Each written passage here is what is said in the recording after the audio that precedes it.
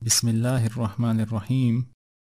اے پیغمبر کہہ دیجئے، دیکھو تو جن کو تم اللہ کے سوا پوچھتے ہو اور ان سے مانگتے ہو، اگر اللہ میرے لیے کچھ تکلیف کا فیصلہ فرما دے تو کیا وہ اسے دور کریں گے؟ یا اگر اللہ میرے حق میں رحمت کا فیصلہ فرما دے تو کیا یہ اس کو روک سکتے ہیں؟ کہہ دیجئے میرے لیے بس اللہ ہی کافی ہے، بھروسہ کرنے والے اسی پر بھروسہ کرتے ہیں۔ اور جب اللہ وحدہ لا شریک کا ذکر کیا جاتا ہے تو جو لوگ آخرت پر یقین نہیں رکھتے ان کے دل تنگ ہو جاتے ہیں، اور جب اس کے سوا دوسروں کا ذکر ہوتا ہے تو وہ خوش ہو جاتے ہیں۔ جب انسان کو تکلیف پہنچتی ہے تو ہمیں پکارتا ہے، پھر جب ہم اسے اپنی طرف سے نعمت عطا کرتے ہیں تو کہتا ہے یہ مجھے میرے علم اور دانش کی وجہ سے ملی ہے۔ کیا ان کو معلوم نہیں کہ اللہ ہی جس کے لیے چاہتا ہے روزی کشادہ کر دیتا ہے اور جس کے لیے چاہتا ہے تنگ کر دیتا ہے؟ جنہوں نے گناہ کر کے اپنی جانوں پر ظلم کیا ہے وہ اللہ کی رحمت سے نا امید نہ ہوں۔ بے شک اللہ جس کے لیے چاہے سب گناہوں کو بخش دیتا ہے، بے شک وہ بخشنے والا مہربان ہے۔ اس سے پہلے کہ تم پر ناگہاں عذاب آ جائے اور تمہیں خبر بھی نہ ہو، اس کی پیروی کرو جو تمہارے رب نے نہایت اچھی چیز یعنی قرآن تمہاری طرف نازل کی۔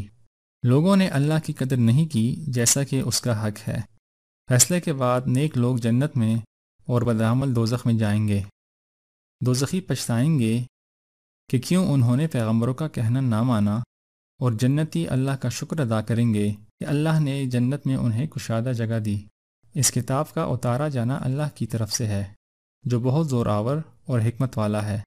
وہ گناہوں کو بخشنے والا، توبہ قبول کرنے والا، سخت عذاب دینے والا اور صاحب کرم ہے۔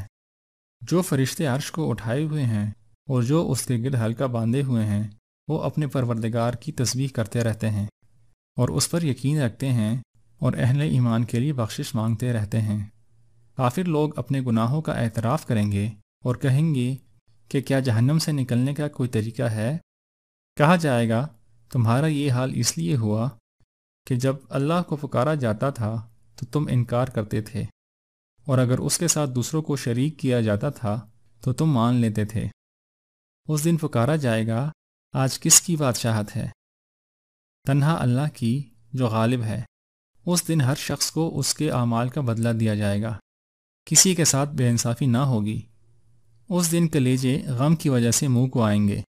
ظالموں کا نہ کوئی دوست ہوگا اور نہ ایسا سفارش کرنے والا ہوگا جس کی بات مانی جائے۔ یہاں فرعون اور حامان کا ذکر ہے جنہوں نے موسیٰ علیہ السلام کو جھوٹا اور جادوگر کہا۔ فرعون نے کہا اے حامان میرے لیے ایک اونچا محل بنوا جس پر چڑھ کر میں موسیٰ کے خدا کو دیکھوں، میرا تو یقین ہے کہ وہ جھوٹا ہے۔ جس نے نیک کام کیا اور ایمان والا ہو، خواہ وہ مرد ہو یا عورت، ایسے ہی لوگ جنت میں داخل ہوں گے اور انہیں بے حساب رزق ملے گا۔ جو لوگ آگ میں جل رہے ہوں گے وہ دوزخ کے داروغوں سے کہیں گے اپنے پروردگار سے التجا کرو کہ کسی دن ہم سے عذاب ہلکا کر دے۔ ظالموں کو اس دن ان کی معذرت کچھ فائدہ نہ دے گی، ان کے لیے لعنت ہے اور برا گھر۔ ایمان لانے والے نیک لوگ بدکاروں کے برابر نہیں ہو سکتے۔ تمہارے پروردگار نے ارشاد فرمایا ہے کہ تم مجھ سے دعا کرو، میں تمہاری دعا قبول کروں گا۔ وہی اللہ زندہ کرتا ہے اور وہی موت دیتا ہے۔